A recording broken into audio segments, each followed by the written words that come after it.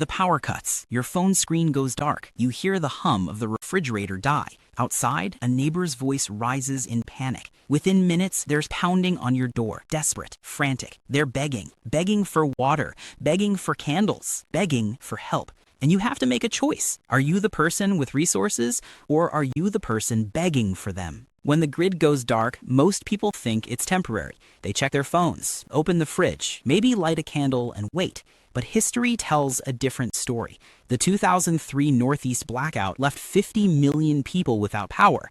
Hurricane Maria kept Puerto Rico in the dark for months. These weren't brief inconveniences. They were survival situations. And the people who made it through with their families safe and fed, they didn't wait around hoping the lights would come back on. They acted immediately. The first 60 minutes after the power dies determines everything. It determines whether you survive in comfort or descend into chaos, whether your family stays warm or shivers in the dark, whether you have clean water or fight over the last bottles at a looted store. And in this video, you're going to learn the exact 5 moves that separate the prepared from the desperate, the moves that must happen in that critical first hour. Welcome to Prep Pantry, where we turn survival knowledge into actionable plans. If you want to protect your family when systems fail, hit that like button and subscribe right now, because what you're about to learn could save your life. Let's start with the most immediate threat, your food. The moment the power cuts, a countdown begins, and most people don't realize how fast they're losing everything in their refrigerator and freezer. According to the USDA, refrigerated food becomes unsafe to eat in as little as 4 hours once temperatures rise above 40 degrees Fahrenheit. Frozen food? You've got 24 to 48 hours before it starts spoiling. During major blackouts, millions of dollars in groceries have been lost within a single day. Families have watched weeks' worth of food turn into garbage because they didn't act fast enough. So here's what you do immediately. First, identify your high-risk perishables. Milk, eggs, raw meat, seafood, soft cheeses. These are the items at the top of the danger list. Don't just stare at them, cook them right now. Cooked food lasts significantly longer than raw food. A boiled egg can last 5 to 7 days without refrigeration. Cooked chicken can be safely consumed within 48 hours even without power. Raw chicken, you've got hours before it's hazardous. But what if your stove is electric and you've got no power? This is where alternative cooking methods become critical. A propane camp stove, a backyard grill, even a makeshift fire pit can keep you fed. One 16-ounce propane canister gives you about 2 hours of cooking power. Stock a few of these, and you can prepare meals for a week or more. Get that meat cooked, those eggs boiled, and maximize the shelf life of everything you have. Next, consolidate your cold items. Move all your perishables into the freezer if you have room, and then keep that door closed. A full freezer retains its cold temperature nearly twice as long as a half-empty one. If you've got empty space, fill it with ice packs or frozen water bottles. And here's a brilliant double-duty trick. Those frozen water bottles don't just keep your food cold, they provide drinking water as they thaw. You're securing food and water at the same time. But here's where most people make a critical mistake. They start cooking, and suddenly the smell of grilled steak or frying bacon drifts through the neighborhood. And guess what? That smell travels. People who are hungry, scared, and unprepared will follow that scent straight to your door. This is where food security and discretion become non-negotiable. Use blackout curtains when you're cooking, then smoke away from populated areas. Make your meal preparation as low profile as possible. Your food becomes bargaining power and survival currency when stores are closed and delivery apps are down. Protect it. Within the first hour, your food decisions set the tone for everything that follows. Secure your resources before desperation sets in, because once your neighbors realize this blackout isn't ending soon, competition for food intensifies fast. Now let's talk about water. You can stretch food for days if you have to. You can survive weeks on reduced calories.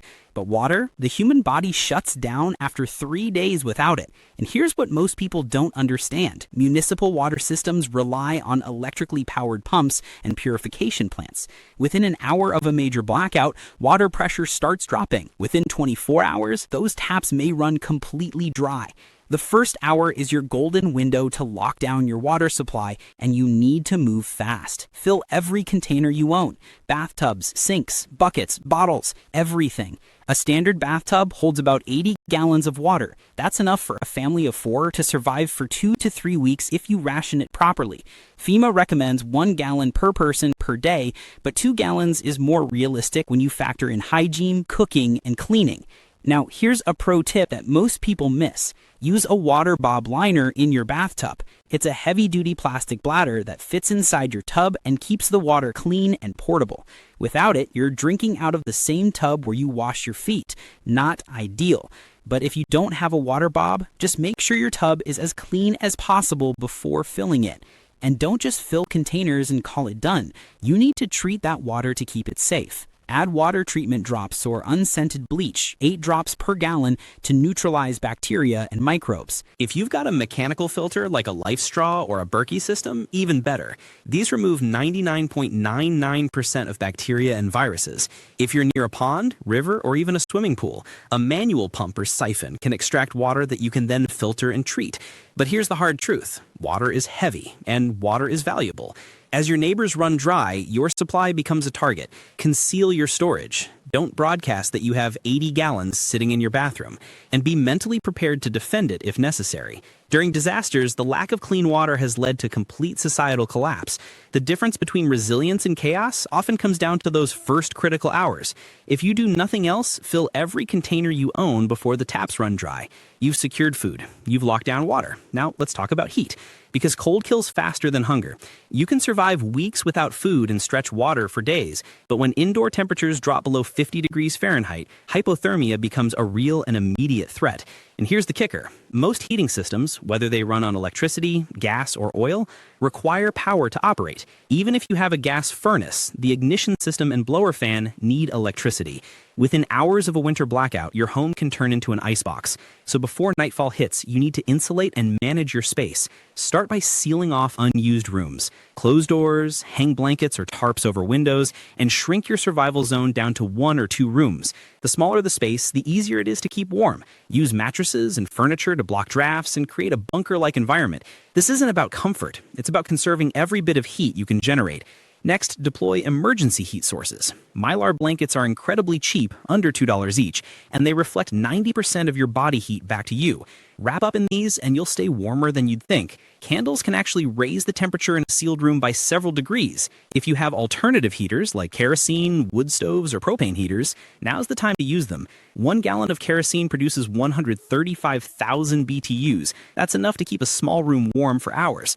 But let's talk about clothing, because it's your first line of defense against the cold. Layering is everything. Wool, fleece, and down trap heat effectively. Avoid cotton. It retains moisture and actually pulls heat away from your body. If you get wet, wool retains 80% of its insulating properties. Cotton? Forget it, you'll freeze. Now, a critical safety note. If you're using any kind of combustion heater, kerosene, propane, or wood, you must have proper ventilation. Carbon monoxide poisoning is silent and deadly. Use a CO detector with battery backup, or at minimum, crack a window to ensure airflow. Never, ever use an unventilated stove or generator indoors. People die from this mistake every blackout. And just like with food, you need to maintain light discipline. A glowing window in a dark neighborhood is a beacon. It tells everyone that you have heat, light, and resources. Use blackout curtains. Keep your heating setup concealed. Making yourself a target is a fast way to lose everything you've worked to secure. Heat is survival speed chess. You act in the first hour to lock down shelter and warmth, or you risk the cold stealing your energy, your judgment, and eventually your life. Let's shift to communication, because when the power dies, so does your connection to the outside world. Cellular towers have limited backup power, usually 8 to 24 hours. In an extended blackout, those towers go silent. No 911, no news updates, no contact with loved ones. You're isolated, and isolation is dangerous. This is where emergency communication tools become lifesavers. A hand crank radio lets you tune in to NOAA weather alerts or local AM stations for updates.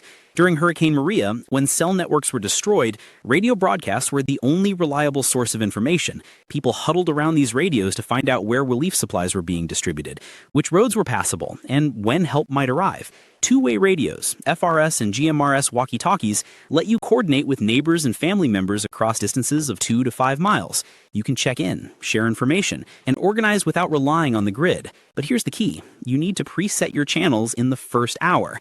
Prepping communities often use specific radio frequencies as rally points. If everyone in your family or neighborhood knows to switch to channel 7 at 6 p.m., you've just created a communication network that doesn't depend on infrastructure. For more advanced communication, CB and shortwave radios are worth learning. They're more complex, but they allow for secure long-distance contact. Ham radio operators have been the backbone of survival networks during major crises. They relay emergency messages, coordinate rescue efforts, and keep communities connected when everything else fails. And don't forget non-electronic options. A whistle, a signal mirror, or even colored claws can send messages without batteries or power. These are low-tech, reliable, and often overlooked. But communication isn't just about gadgets. It's about planning and coordination. In the first hour, you need to establish a family plan. Where do you meet if you're separated? What's the fallback location? Who's responsible for checking on elderly or vulnerable neighbors? Lock in your radio channels, make sure everyone knows the plan, and ensure that no one is left guessing. After disasters like Hurricane Katrina, families without communication plans were separated for weeks. Parents couldn't find their children. Neighbors couldn't coordinate help. The chaos was amplified by silence. The first hour is your last chance to anchor your people to a plan. Don't waste it. Now we come to the hardest part, perimeter security. When the grid goes dark, law enforcement is overwhelmed. Response times skyrocket. In some cases, police don't respond at all. And human nature reveals itself fast. During the 1977 New York Blackout, looting began within minutes. Stores were ransacked, homes were broken into, and people who thought they were safe found themselves victims. If you don't secure your perimeter immediately, your supplies, everything you just worked to protect, can be taken before you even have a chance to use them. Walk your property right now. Lock every door with real deadbolts, not just those flimsy button locks. Latch every window, block ground-level entries, secure your garage. Layered security is the goal here. Multiple barriers that slow down intruders and give you time to respond. Every extra lock, every extra obstacle makes your home a harder target. And criminals, even desperate ones, go for easy targets first. Lighting discipline is critical here too. Use red-filtered flashlights to preserve your night vision without broadcasting your position. Blackout curtains prevent your lanterns from glowing like beacons in the dark. You want to see out, but you don't want anyone seeing in. If you're part of a tight-knit community, organize ad hoc block patrols. Rotate watches among family or neighbors. Fatigue and complacency are your enemies here. During the 1992 LA riots, businesses that organized defensive perimeters survived intact. Those that didn't were destroyed. There's strength in numbers, but only if you coordinate early. Let's talk about defensive tools. If you legally own firearms, stage them safely but accessibly. If you don't, pepper spray, baseball bats, even wasp spray can serve as deterrents. The goal is not confrontation, it's deterrence. You want to make your home look like more trouble than it's worth.